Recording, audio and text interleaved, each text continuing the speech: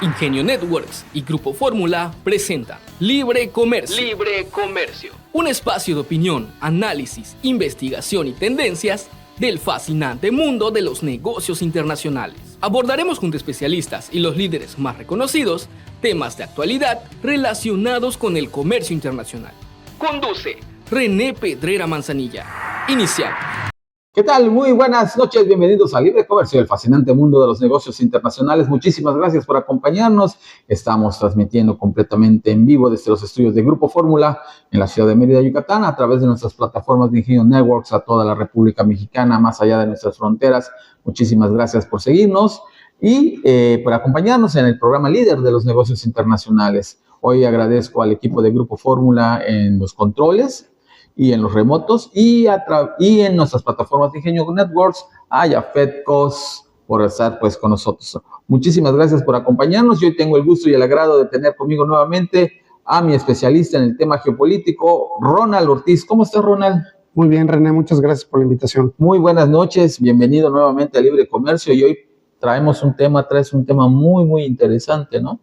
Sí, vamos a hablar un poquito de Yucatán en la geopolítica del conocimiento. Qué interesante, la geopolítica del conocimiento, ¿no? Ahorita que estamos hablando de empresas que están llegando, la cuestión del nearshoring, la cuestión de qué tipo de empresas también están buscando el Estado que llegue, ¿no? Y cómo esto se tiene que complementar con una transferencia de conocimiento. Así es. Hemos platicado mucho aquí, Ronald, en el programa, y el tema del Tratado de Libre Comercio, particularmente el de la América del Norte, el TEMEC. Hemos visto que desde el 94 al 2026, lo que más le ha dejado a México en cuestión positiva es el tema de la transferencia de conocimiento. Transferencia de conocimiento, ¿en qué sectores? En el sector agroindustrial un poco, pero mayormente en el sector automotriz, en el sector aeronáutico, en el sector tecnológico. Hoy por hoy, cuando empezó esto del TEMEC, ¿te recuerdas? Llegaron las primeras maquiladoras textiles, que lo único que generaban era un empleo, ¿no? Y que las personas estaban cortando, pegando, lo que haces en una maquiladora. Hoy por hoy, los ingenieros, los generadores de toda esta tecnología, pues ya son mexicanos. México ya está muy fuerte en esta formación de ingenieros en la parte tecnológica, en la parte de desarrollo, y mucho ha sido porque estas empresas que llegan a nuestro país, pues obviamente capacitan, generan, entrenan, y esa transferencia de conocimiento ha sido muy importante. Yucatán, yo creo que está tomando las riendas de su propio destino, ¿no? En la parte de cómo vamos a desarrollar Yucatán, o cómo ya se está desarrollando Yucatán. Estamos viendo inversiones muy importantes por parte de los gobiernos en el ámbito logístico, en el ámbito estructural, en el ámbito, pues, de todo lo que tiene que ver con dar las facilidades para esta atracción de empresas. Las empresas están virando a ver a México, y México está virando a ver a Yucatán. Justo. Sí, ampliando un poquito la contextualización que bien marcas, yo creo que hemos transitado de una mejora sustancial en las características de la inversión extranjera directa, sí, ¿no? Tú recordarás que cuando valoramos inversión extranjera directa tenemos que darnos cuenta de los activos financieros, de los activos tangibles y de los intangibles. Y como bien indicas, al inicio de toda esta aventura del Tratado de Libre Comercio, el primero que tuvimos con Estados Unidos y con Canadá, que luego fue sustituido por el TEMEC, pues apuntaba más a una dinámica de maquila, donde la mano de obra barata pues era lo que daba diferenciadores. Eventualmente ese esquema se agotó, digámoslo así, y ahorita estamos justo en un modelo de economía del conocimiento, ¿no? Así es. Y para ampliar esta contextualización, explicar un poquito en qué consiste esto de la economía del conocimiento, ¿no? Es un modelo basado en la creación, uso y difusión de información, tecnología, inteligencia, tanto humana como artificial. Y pues ahí hay industrias que son clave, como las software, biotecnología, la propia inteligencia artificial, la robótica, la producción audiovisual, que de alguna manera nos llevan a entender cómo el valor agregado ahora es justo a partir del conocimiento de los intangibles, y donde una parte muy importante y muy relevante es la que acabas de comentar, la transferencia de este conocimiento, ¿no? Que bien apuntas en el sector automotriz. Ya tenemos nosotros una historia de que esto ha sido exitoso, de que esto ha funcionado, y que pues debemos de fomentarlo y de potencializarlo más, sobre todo en investigación y desarrollo, en tecnologías de la información y comunicación. Y aquí Yucatán, pues como tú bien apuntas, está despegando en entender y en comprender estas dinámicas.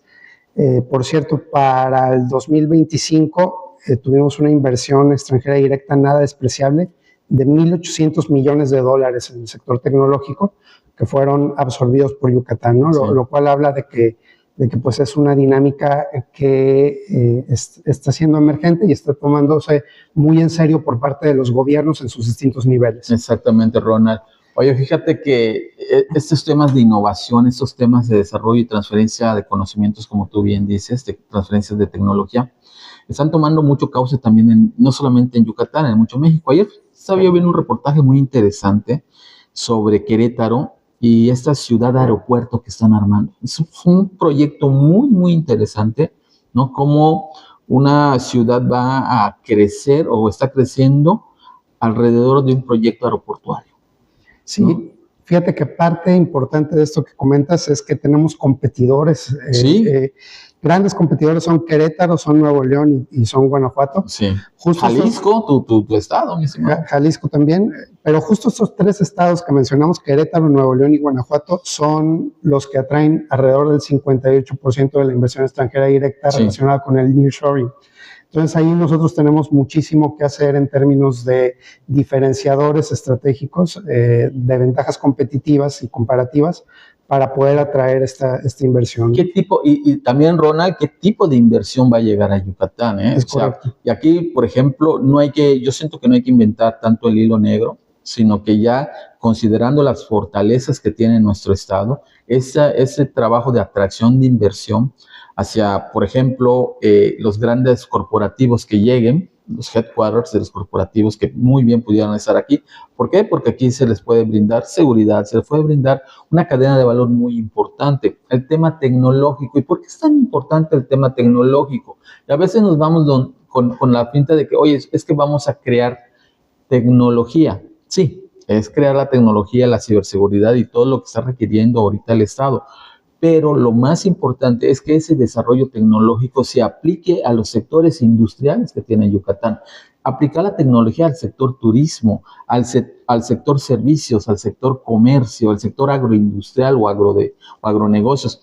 Entonces, es crear tecnología, sí, crear nuevas funciones tecnológicas, pero eso, hacer una especie como ahora sí de rama hacia los sectores estratégicos que tenemos en Yucatán. Y eso también vuelve más competitivos estos sectores. ¿Por qué? Porque como tú bien dices, oye, tenemos competencias con Nuevo León, con Guanajuato, y tenemos competencia fuerte también con Querétaro. Hay que empezar a dejar de ver eso un poquito como competencia y ver de qué manera empezamos a hacer unas alianzas. Te platico también la alianza del Bajío, los 5 estados del Bajío, donde está, por ejemplo, Jalisco, Guanajuato, San Luis, Aguascalientes y Querétaro, han creado una alianza donde, por ejemplo, oye, yo atraigo, ¿no?, a una empresa, digamos, Aguascalientes está interesado en llegar a una empresa ya, pero Aguascalientes no cumple o no tiene las condiciones que esta empresa está requiriendo. Oye, Jalisco, ¿tú las tienes, San Luis? ¿Tú las tienes? Entonces, se están volviendo aliados. Este polo estratégico del Bajío se está volviendo aliado entre ellos mismos, entre los estados. El norte pasa un poquito lo mismo. Entonces, yo creo que también dinamizar un poquito esto en la parte del sur, ¿no?, en la península de Yucatán, y a lo mejor ya la regionalización no solamente va a ser península, tiene que ser con la costa este de los Estados Unidos, como hemos visto, y también con Centroamérica. Centroamérica es un mercado muy fuerte y en crecimiento ahorita. Guatemala, Honduras, El Salvador, que están requiriendo productos y están requiriendo servicios Sí, yo creo que ya tenemos cierto avance. Tú comentabas como un diferenciador la seguridad pública, pero también está la proximidad geográfica que nos abre estos espacios de articulación hacia la costa este y también a Centroamérica. Ahí podemos meter también la infraestructura logística multimodal, que ya tenemos cierto avance en la materia. Evidentemente la estabilidad macroeconómica y bueno, los costos operativos todavía están siendo muy competitivos en términos de Yucatán y de la península. Así es. Entonces tenemos todas las condiciones para generar justo una dinámica de alianza peninsular a favor de lo que queremos hacer, ¿no? Así es. Yo creo que tenemos una gran oportunidad de convertirnos en un hub de servicios y logística y creo que la apuesta pues está claramente centrada, ¿no? Hay que tener centros de distribución, servicios de tecnología, turismo, y todo esto, como bien comentábamos en el corte anterior, pues enfocado también a un diseño y planificación peninsular, ¿no? Sí. Que nos haría o nos generaría como un polo de desarrollo muy articulado. Y otra vez, coincido contigo en lo que dices de que, bueno, esta competencia que tenemos con Querétaro, con Nuevo León, pues la tenemos que entender en positivo, como parte de esta planificación a largo plazo que deberíamos de tener, ¿no? Y si te das cuenta, por ejemplo, vamos a hablar de conectividad aérea. Tienes vuelos directos a Querétaro, tenemos vuelos directos a Monterrey, hay vuelo directo a Guanajuato, ¿no? Aguascalientes, no, ni San Luis Potosí, que es la parte del Bajío, pero ya se tiene vuelos, se apertura nuevamente el vuelo a Chihuahua. Entonces, este tema también de la conectividad aérea nos permite esa transferencia de conocimientos de estos polos de desarrollo, que ya son los polos de desarrollo del Bajío, hacia este nuevo polo de desarrollo en el sureste. Así es. Pero también, Ronald, es muy importante pensar en algo. Estamos pensando en crecimiento, estamos pensando en tecnología, pero también es muy importante conservar lo que hoy por hoy es Yucatán y hoy por hoy es Mérida. Estoy hablando de la seguridad, estoy hablando de la sustentabilidad, estoy hablando de nuestra cultura, ¿no? Porque ¿cuál es el gran riesgo también? El tema de desaparición de muchas cosas, ¿no? Y tú lo puedes ver en esos estados. Muchos estados han tenido que estar ahí haciendo circo, maroma y teatro para conservar y preservar muchas de las tradiciones, ¿no? Sí, y aquí hay creo que dos grandes ejemplos. Ya se ha comentado en múltiples medios y ocasiones el impacto medioambiental que tuvo el Tren Maya. Ahorita yo creo que lo que debemos de pedir es que funcione realmente el proyecto. Claro, sí, digo, ya no vas a sembrar nuevamente los árboles ni nada, o sea, que ya funcione el proyecto. Que funcione nuevamente el proyecto, que funcione realmente con las pretensiones que tiene de enlazarse con el corredor interoceánico para que sea funcional y lo aprovechemos en términos de desarrollo, ¿no? Y ahí también tenemos otras cuestiones que justo tienen que ver con esto que tú señalas de conservar lo que somos, no desde un ámbito, digamos así, como que espiritual o de alguna cuestión así de rasgarnos las vestiduras, sino, por ejemplo, lo hemos comentado acá también, lo del Puerto Progreso, ¿no? Sí. El dragado y la ampliación, a final de cuentas, genera un trade-off con otras vocaciones económicas que ya tenía el puerto, concretamente turismo, ¿no? Aunque por ahí se matice o se niegue un poquito esta situación, o tienes un puerto comercial o tienes un puerto enfocado a turismo o tienes pesca. Entonces, ¿cómo conviven estas otras vocaciones o cómo le hacemos para que en la integralidad de un proyecto algunas tendrán que desaparecer? Sí, claro. Y otras, o moverse y otras tendrán que convivir de una manera estratégica. Sí, fíjate, Ronald, y tú acabas de hablar pesca, comercial, turismo, y se está olvidando el tema de los combustibles, porque el Puerto de Progreso también es una estación de combustibles. Tenemos centros de distribución, abastecimiento y distribución de combustibles en Puerto de Progreso. Entonces, es importante el tema del dragado, sí, la ampliación bien planificada, yo creo que va a ayudar muchísimo a Yucatán y a Puerto Progreso. Pero eso que tú dices, oye, no es el tema de rasgarnos las vestiduras y decir no. Sí, pero simple y sencillamente conservar la identidad de nuestro estado, porque eso es también lo que en el mundo nos conocen. O sea, en el mundo no nos conocen por nuestra tecnología. No dicen, Yucatán un polo tecnológico o un polo logístico. A Yucatán lo conocen en el mundo por su cultura, por la cultura maya, por Chichén Itzá, por nuestra gastronomía. Por eso conocen a Yucatán. Entonces eso es lo importante, conservar ¿no? Y si lo podemos mejorar con el tema tecnológico, excelente, porque también se puede. Así ¿no? es. Se puede hacer muchísimas cosas, ¿no? Generar esas experiencias para nuestros visitantes. Sí, hacernos un nodo de interconexión con estos proyectos que ya están en curso, pero también entendiendo lo que tú bien señalas de conservar lo que nos da identidad y lo que desde siempre nos ha dado desarrollo, que es el turismo, ¿no? Sí, el turismo sigue siendo el motor número 1 del desarrollo económico de Yucatán. Es correcto. Y en el tema industrial, regresando un poquito a la economía del conocimiento y a la industria, pues también tenemos eslabones bajos que es importante reconocer, ¿no? Por ahí la proveeduría local, el 70% de los insumos son importados, Sí. Entonces aquí tenemos que enlazarlo con cuestiones de encadenamiento productivo, de generación de oportunidades para las industrias yucatecas, que verdaderamente se sumen a estos barcos, ¿no? Pero fíjate, Ronald, eso que dices es sumamente importante. ¿Cómo encadenas a las empresas pequeñas a estas cadenas de valor global, ¿no? Simple y sencillamente tomando en cuenta qué es lo que necesita una empresa. Yo veo, por ejemplo, el tema de emprendimiento en Yucatán. Está muy bien el tema de emprendimiento. ¿Por qué? Porque hay un espíritu emprendedor en Yucatán muy fuerte, muy alto. Tenemos que entender que si llega una empresa de tecnología, lo que va a necesitar son proveeduría afín a su empresa. Si no la encuentra en Yucatán, la va a encontrar o la va a tratar de encontrar en México. Y si no la encuentra en México, obviamente se va a ir a temas internacionales. Es como una onda expansiva de agua. Te vas lo más cercano. ¿Por qué? Porque el tema logístico juega un papel importante en el tema del transporte y hoy lo estamos viendo. Entonces, si nosotros preparamos a nuestras pymes, a nuestras empresas, a lo que en realidad necesita esta empresa que está llegando, a nuestros emprendedores, hacia los sectores de las empresas que están llegando, pues vamos a empezar a generar esta misma proveeduría en el Estado. Y entonces empiezas a generar esta nueva industria, le quieras llamar industria de aprovisionamiento, industria delgada, como le quieran llamar, pero que el mismo Estado genere esta proveeduría a esas empresas. Y lo que no puedas, pues a lo mejor lo vas a seguir importando, pero con la finalidad de que en su momento Yucatán sustituya esa importación con algo que se produzca acá y sin descuidar lo importante que acabas de decir, la transferencia de conocimiento. Es correcto, sí. Un gran tema es esa de la proveeduría, que ya dijimos el 70% de los insumos son importados.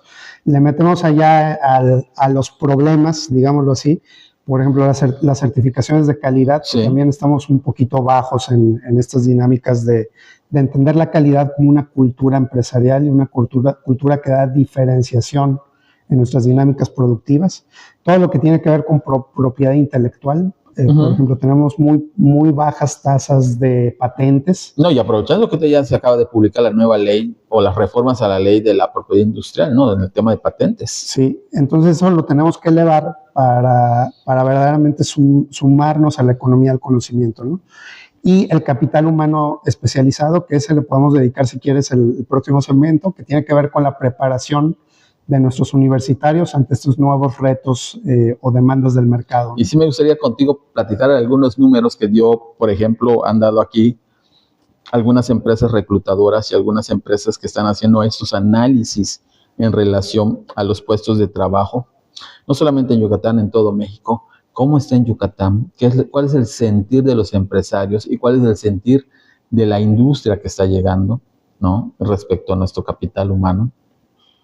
Y cómo también la academia, las universidades, tenemos que trabajar ya muy fuertemente en preparar este capital humano, ¿no? Y dejar de ver la educación como un mero trámite, un mero proceso, sino un eslabón en la cadena de valor global, ¿no? Entonces yo creo que darle esta connotación a la educación va a ser muy importante, Ronald, como tú bien dices. Sí, todavía tenemos ahí un déficit de la formación, ¿no? Estamos hablando de formación en tecnología, en inteligencia artificial y demás. Y también hay logros que podemos reconocer. Por ejemplo, tenemos ingenierías en software, en ciberseguridad. Creo que fuimos pioneros en una licenciatura en ciberseguridad. Sí, con la UPI. Con la UPI. Saludos a Aaron Rosado, fuerte abrazo, amigo. La UADY también ha hecho programas y ha hecho esfuerzos sustanciales para subirnos a esto, pero digamos que tenemos un déficit todavía en materia de formación. Sí. Y además lo que estamos formando ahorita se está yendo a otros lugares, ¿no? Entonces también es una cuestión de retención de talento, precisamente para poder encadenar todo. Sí, Ronald, es importante lo que tú estás diciendo. Te digo, yo estuve revisando algunos papers en la cuestión de cómo está el tema laboral actualmente en México, sobre todo de los chicos que están saliendo de universidades y se están incluyendo en la parte del tema empresarial. El 78% de los chavos que están saliendo duran máximo 1 año, 3 meses en una empresa. O sea, el tema de rotación es impresionante. No hay procesos de retención de talento en las empresas. ¿Y por qué? Porque no hay modelos de inducción, no hay modelos de trabajo, ¿no? Simple y sencillamente es lo que tú dices, la calidad. La calidad también va en ese aspecto. Sí, ¿no? La calidad en el empleo, ¿no? En el empleo. La educación que pues tiene que ser un gran aliado en la atracción de nuevas inversiones, en la atracción de nuevos proyectos para desarrollar la economía de nuestro estado. Hoy por hoy la educación creo que está sufriendo una revolución con temas tecnológicos, con temas de inteligencia artificial, con temas de que las nuevas generaciones buscan otros como satisfactores en el mundo empresarial. Te digo que estaba yo leyendo un análisis de todas las empresas reclutadoras y en México, estoy hablando a nivel nacional, el 78% de las personas que egresan y entran a una empresa duran en promedio 1 año, 3 meses. Y que también salió un periódico aquí local, saca un estudio donde el 80% de las solicitudes para entrar a la universidad lo tienen 4 o 5 facultades de la misma UADY, ¿no? Que son las mismas de siempre. Sí. Entonces estamos viendo que el tema hacia dónde va la industria en Yucatán, hacia dónde está yendo la industria en el mundo. Si estamos hablando de cadenas de suministro, estamos hablando de inserción tecnológica, estamos hablando de ciberseguridad, de semiconductores, etcétera, etcétera, etcétera. Como que ahí, no sé qué tanto veas tú este tema, ¿no? Híjole, pues abogados, sí, pues hay muchos, ¿no? O sea, sí, y yo pienso, coincido con lo que tú estás planteando de que tenemos que darle un giro a todas estas ofertas académicas, porque precisamente la economía del conocimiento nos está impulsando a valorar estos nuevos mercados, ¿no? Ya hablamos hace un momento del esfuerzo que se están haciendo desde la UPI, desde la UADY, para tener carreras específicas en el sector tecnología y demás. Y además hay que reconocer que ya tenemos un ecosistema incipiente donde tenemos centros de investigación, al menos 5 universidades que ya están ofertando asignaturas o carreras enteras en materia tecnológica, y también tenemos las empresas de base tecnológica, ¿no? Entonces lo que tenemos que hacer ahorita es fortalecer esta triple hélice que académicamente se le llama a esta relación dinámica entre empresa, gobierno y universidad, para poder eficientar la formación y el talento en materia de economía del conocimiento. Y del otro lado, las grandes brechas, ¿no? Tú apuntabas ahorita a la precarización del trabajo, a la rotación excesiva de las personas en sus puestos de trabajo. Y fíjate, yo le agregaría un tercer elemento que tiene que ver con la brecha tecnológica. Todavía en Yucatán tenemos una brecha tecnológica importante, donde solo aproximadamente el 30% de los hogares tienen computadora, aproximadamente el 23% tienen acceso a Internet, y bueno, ahí tenemos un déficit también que tenemos que atender para potenciar a la misma industria del conocimiento, ¿no? Tenemos necesidades por alrededor de 1,500 egresados anuales en materia de tecnología, y ahorita nada más tenemos como 400, 450, según las cifras, ¿no? Entonces aquí, pues, tenemos que ampliar nuestra oferta, darle promoción, y justo se enlaza con lo que tú comentabas de las mismas carreras de siempre, ¿no? Yo creo que las universidades deben de ser conscientes también que parte de su responsabilidad social es tratar de redirigir esta vocación del Estado, sí, claro. Que naturalmente pueden tener. Tú como estudiante puedes tener la inquietud de formarte en ciertas disciplinas, pero también debe de haber una promoción activa de estos nuevos modelos de formación, ¿no? No, y acuérdate, Ronald, que pues mucho se maneja aquí por tradición, ¿no? Si tu abuelo fue abogado, tu papá fue abogado, pues tú tienes que ser abogado, ¿no? Entonces, mucho de eso se ha estado manejando pero al final de cuentas, lo que tú bien dices, redirigir la formación hacia estas carreras STEM. Y también otra cosa que he pensado, el STEM no puede ser nada más lo que alineado solamente a la tecnología. Hay muchas carreras que pueden formar parte del STEM que no las están tomando en cuenta o no se están tomando en cuenta. Y nuevamente, ¿cuáles son los principales, ahora sí que como un FODA, ¿no? Al Estado? ¿Cuáles son las primeras fortalezas del Estado, las debilidades? ¿Y hacia dónde estamos buscando la alineación de estas empresas que están llegando? Bueno, oye, pues estamos generando esto, necesitamos que las universidades se encaucen en esos sectores. Sí, ese es el primer requisito, que la formación de talento la tengamos a suficiencia, y esto pues implica o impacta directamente a las universidades y que modifiquen lo que tengan que modificar para poder dar esa cobertura, ¿no?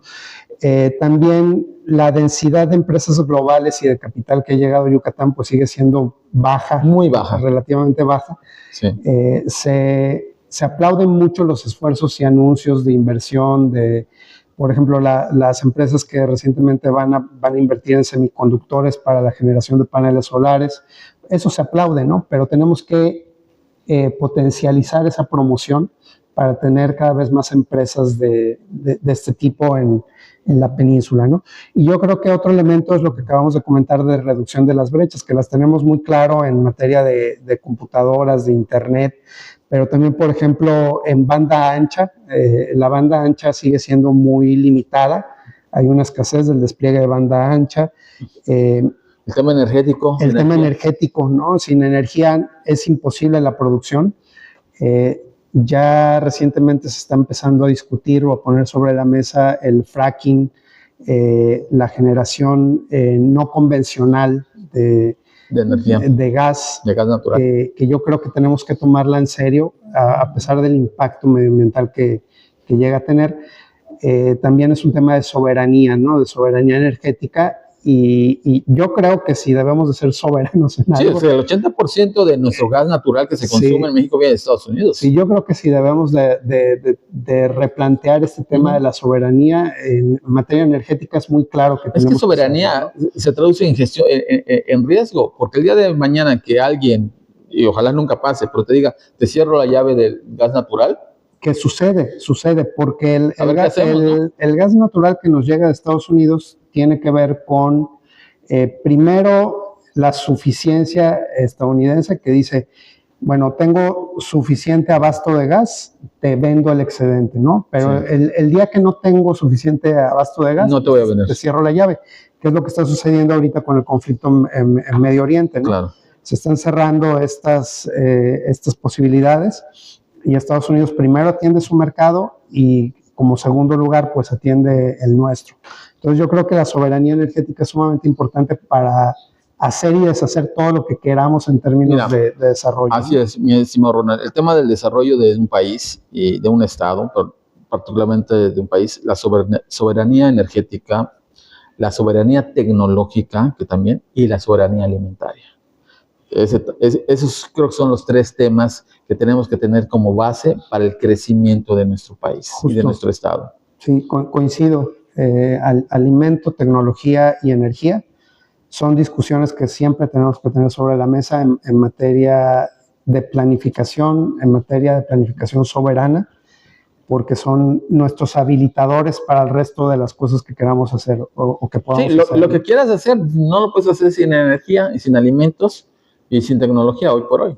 Es correcto. ¿No? Entonces sí hay que trabajar sobre esos aspectos, estimado Ronald, porque pues de ahí está también encauzada la parte académica.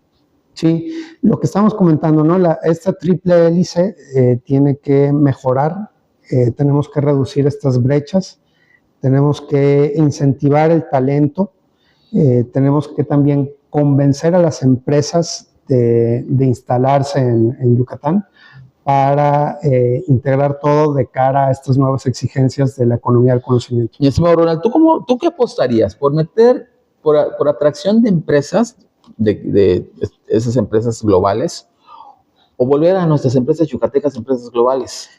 Yo creo que ahí hay que hacer un balance de ambas cosas. Comentábamos hace un momento la oportunidad de la proveeduría local, ¿no? Sí. La proveeduría local yo creo que es un semillero de también que podamos materializar una industria yucateca propia, ¿no? Entonces tenemos que pensar en todo al mismo tiempo, yo creo, ¿no? De atraer a las grandes empresas tecnológicas ya existentes, hacer algunas yucatecas que nazcan siendo internacionales o con esa vocación, y también meternos a la cadena de proveeduría en relación a todo esto, ¿no? Del nearshoring, de la tecnología, de la economía del conocimiento. Sí, muy, muy importante, porque pues como tú dices, la empresa que viene de fuera es la que te trae la tecnología, es la que te trae el conocimiento y es la que le va, ¿no? Lo que hablábamos al inicio, ¿no? La transferencia de conocimiento, que yo creo que es la parte más importante de la inversión extranjera directa. Así es, perfecto. Bien, el tema de semiconductores. Sí, hay que decir que tenemos una viabilidad media-baja. Yo creo que vamos bien en Yucatán, pero ahí hay áreas enteras que podemos mejorar, ¿no? Se discute mucho el diseño de chips para aplicaciones específicas, por ejemplo, sector automotriz, dispositivos médicos, tecnología industrial, todo lo que tiene que ver con ensamble y prueba de chips, que también es un área que podemos explorar, y también la producción de materia prima para semiconductores, ¿no? Silicio, gases especiales, químicos de alta pureza, que son otra vez parte de los complementarios en términos de incentivar esta industria. Y se relaciona directamente con las capacidades, ¿no? Con lo que comentábamos del modelo de la triple hélice en el bloque pasado, que tiene que ver con investigación, inversión, el hecho de que las empresas atiendan estas dinámicas y lo metan dentro de su planificación estratégica para poder hacerlo realidad, ¿no? Yo ahí le agregaría el tema de mejoras regulatorias, sobre todo en temas de tecnología y cuestiones de comercio internacional, ¿no? Es imperante pensar que estas empresas que van a llegar, obviamente van a llegar y no van a encontrar de primera mano una proveeduría local, porque pues, todavía no tenemos desarrolladas esas empresas. Estamos en camino, pero bueno, y va a ser necesario para su funcionamiento de esas empresas, pues todavía la proveeduría es internacional. El tema de sustitución de importaciones no se va a dar de la noche a la mañana, se tiene que dar, y sobre todo en proveeduría de cadena de suministro. Van a tener que ser poco a poco. Entonces, hoy por hoy, los temas regulatorios están un poquito, ahora sí que, podríamos decirle que no estábamos acostumbrados a tanta regulación. Hoy por hoy, en temas aduaneros, en temas de otro tipo, se está regulando bastante. Y digo, de alguna manera, yo creo que entrar a un plan de mejora regulatoria o a un plan de que si tú eres una empresa cumplida, una empresa que está fomentando y está desarrollando, pues dale ciertas facilidades. Hoy tenemos problemas con el aluminio, con el acero, con muchas materias primas que son parte del crecimiento industrial de un estado o de un país. Sí, en otros programas nosotros habíamos anticipado de que estos temas iban a estar muy probablemente en la revisión del TEMEC y en su posible renegociación, ¿no? Que se relaciona, como tú bien dices, con mejoras regulatorias, se relaciona con materias primas críticas. Sí. Y a final de cuentas con economía del conocimiento. Entonces estos temas yo sí pienso que deben de estar en la mesa, porque precisamente Estados Unidos sabe que la única manera de seguir compitiendo con China es atendiendo a su región desde un esquema de nearshoring, ¿no? Sí, claro. que es base de lo que hemos sostenido en tu programa. Y aquí hay que entender que la mayor competencia en semiconductores, pues la seguimos teniendo del otro lado, es Asia, ¿no? Es Taiwán, es Corea del Sur, es China, que estos tres producen el 85% de los microchips, ¿no? Entonces, la única manera de competir es verlo de manera regional, es decir, regresando a la idea de Norteamérica, ¿no? Sí. Estados Unidos, México, pues, ojalá con Canadá también podamos tener estos encadenamientos. Que yo creo que sí, ahorita ya se está formando varias misiones comerciales a Canadá por parte de Secretaría de Economía y creo que están buscando mucho eso. Y fíjate, Ronald, que esta parte de dividir el tema del pastel, el tema de la regionalización es muy importante. Te pongo un ejemplo muy claro, una empresa francesa, Airbus, que es la que fabrica los aviones, pues Airbus ha dividido todas sus operaciones, una parte está en Estados Unidos, una parte está en Francia, en Alemania, ¿no?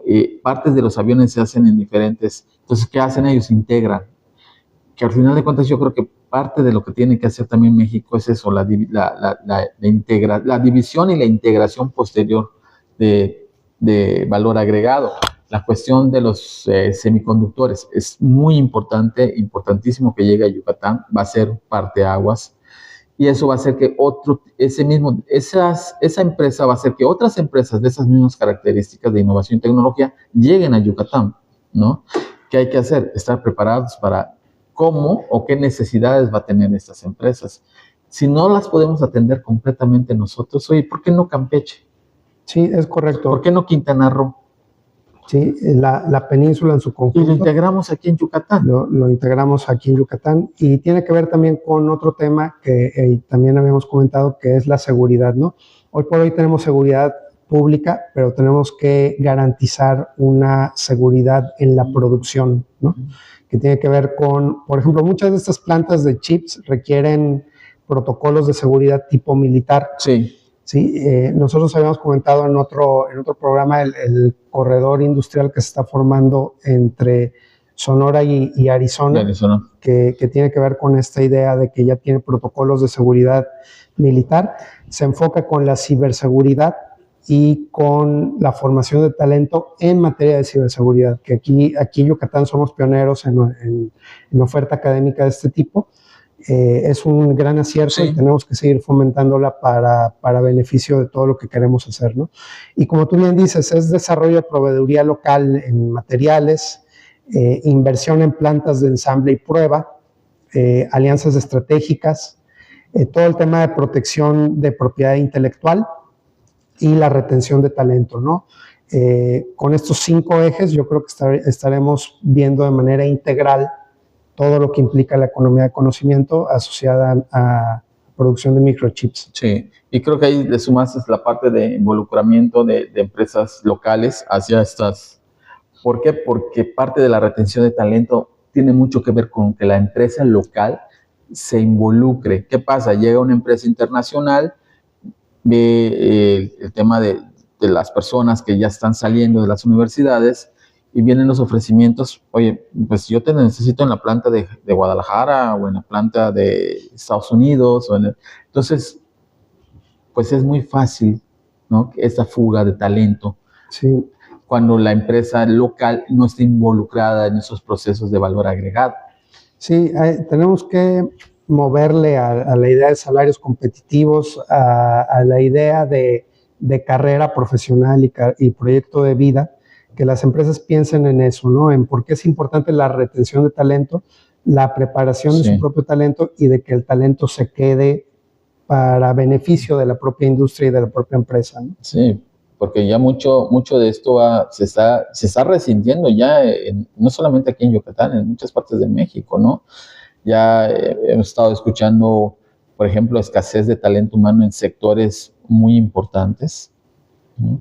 Cuando es importante analizar y investigar qué es lo que está pasando, por qué ya no hay una inclusión tan fácil de personas. Y si entras a tu empresa o entran a una empresa, en año y medio, año, 3 meses, te están diciendo, pues, los valores que tú tienes no son compatibles con los míos, o lo que tú me ofreces como empresa no es compatible con lo mío.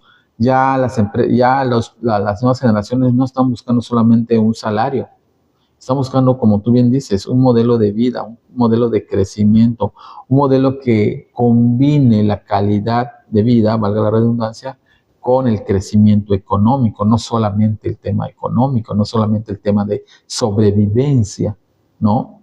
Entonces, yo creo que las empresas tienen que empezar a entender esos nuevos modelos y empezar a aplicar o sus procesos hacia cómo satisfaces esos modelos, porque si no, cada vez va a ser más difícil cubrir puestos, y ese es un gran peligro, porque vas a empezar a ver dentro de 2, 3 años empresas que cierran o se migran. ¿Por qué? Porque no hay personal aquí en Yucatán, en México, donde tú me digas. Sí, es parte de los esfuerzos de las universidades, de los centros de formación, que están acompañados con este desarrollo que queremos para Yucatán, ¿no? La mencionada triple hélice, ¿no? ¿Qué parte hace la universidad en torno a la formación del talento, pero también el esfuerzo de la empresa por retenerlo? Y a todo esto también la investigación aplicada, ¿no? Sin investigación es imposible la economía del conocimiento. Entonces, sí. Tú que estás en el sector educativo te has dado cuenta de que cada vez más las universidades dejan de investigar, dejan de aplicar conocimiento, y eso erosiona mucho las tendencias, ¿no? Las tendencias que estamos teniendo en relación a la economía del conocimiento. Es que si lo quieres ver desde un punto de vista, mi estimado Ronald, tenemos que dejar de ver la educación como el sector educativo y convertirnos en la industria de la educación. O sea, si no nos volvemos también en el tema de industria de la educación, y yo lo he dicho aquí en varias ocasiones en el programa, nosotros, por ejemplo, a nivel educativo, y creo que todas las universidades lo hacen, es, oye, en su momento, cuando necesitamos crear o desarrollar un plan de estudios o adecuación de un plan de estudios, salimos a buscar la información de este ecosistema empresarial, ¿no? Que te diga, oye, yo necesito una persona que tenga ciertas condiciones técnicas, habilidades o competencias. Y eso haces y lo aplicas a tu modelo. Las empresas jamás han hecho que se hayan acercado a las universidades y que hagan en el mismo sentido de investigación. A ver, tú, próximo egresado, ¿qué necesitas de mi empresa? ¿Qué tengo yo que cambiar de la empresa, ¿no? De mis modelos empresariales, para que tú te sientas contento, a gusto, y que generes y que seas competitivo dentro de mi misma empresa. Sí, así es. Y fíjate, esta tendencia que tú bien señalas es de Japón, ¿no? Sí. El boom de la industria japonesa se da a razón de la permanencia del personal y de la permanencia de las empresas. Las empresas se consolidan de tal suerte que son empresas que tienen 300 años trabajando, 400 años funcionando, y siguen siendo parte del proyecto de vida de muchas personas, ¿no? Así que mientras no pasemos del sector educativo a la industria educativa, que eso implica un cambio de visión y un cambio de paradigmas dentro del sector educativo, vamos a seguirse generando lo que piensan las empresas, solamente semillero. Solamente es un semillero cuando no se está integrando directamente a la academia. Eso sí. Mi estimado Ronald, muchísimas gracias. Gracias, René, por la invitación. Un excelente programa. Muchísimas gracias a todos ustedes por habernos escuchado, habernos visto. Se despide su anfitrión René Pedrera Manzanilla, esperando que pase la mejor de las noches. Y nos vemos y nos escuchamos el día de mañana. Libre Comercio, la frecuencia que traspasa fronteras. Hasta la próxima. Síguenos en nuestras plataformas digitales: X, Spotify, Facebook, YouTube. Libre Comercio.